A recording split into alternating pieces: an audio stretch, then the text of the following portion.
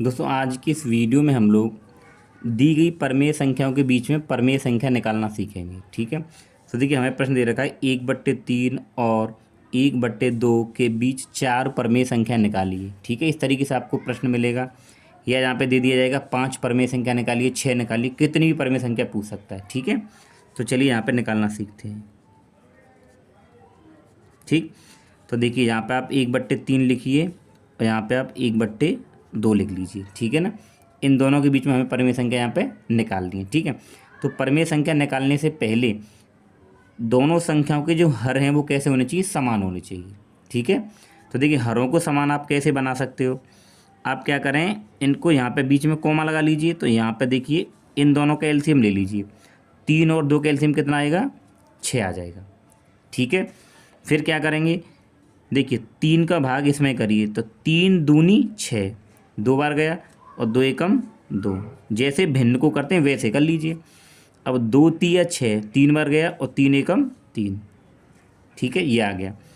ठीक है, अब इनको अलग अलग कर लीजिए, ये आपके पास में हो जाएगा 2/6 और आपके पास में ये हो जाएगा 3/6, यानी हमने इनको अलग अलग कर लिया यहाँ पे। ठीक है, अब क्या हो गया, इनके हर समान हो गए। ठीक है ना, हर समान होने के बाद आपको क्या करना है, यहाँ आप कॉमा लगा लीजिए। ठीक है ना, अब जितनी परमेय संख्या ये पूछेगा, ठीक है ना, जैसे 4 पूछेगा तो 5 से ऊपर नीचे गुणा करेंगे दोनों में, अगर 6 पूछेगा तो 7 से ऊपर नीचे गुणा करेंगे, यानी जितना पूछेगा उससे एक ज़्यादा से इसके अंश और हर में गुणा कर देंगे। कब, जब इनके हरों को आप समान कर लेंगे तब। ठीक है, कितनी पूछी है, 4 परमेय संख्या, तो हम लोग क्या करेंगे, 4 पूछी हैं तो 4 + 1 = 5।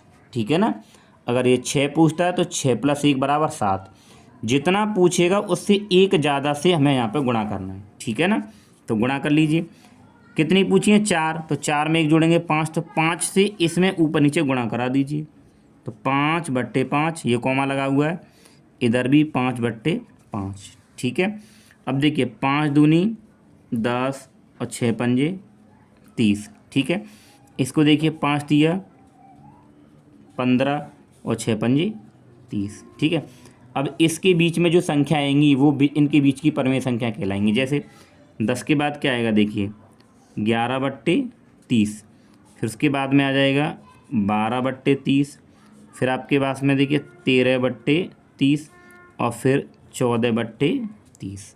ठीक है ना, यानी कि ये इसके बीच की 4 परमेय संख्या हो गई। ठीक है ना, तो इस तरीके से हम किन्हीं भी 2 परमेय संख्याओं के बीच में परमेय संख्या निकाल सकते हैं।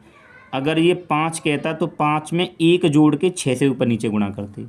ठीक है, तो अब हम लोग यहाँ पे लिख सकते हैं, अतः इन दोनों के बीच की ही परमेय संख्या मानी जाएंगी ये, तो आप लिखेंगे अतः 1/3 व 1/2 के बीच।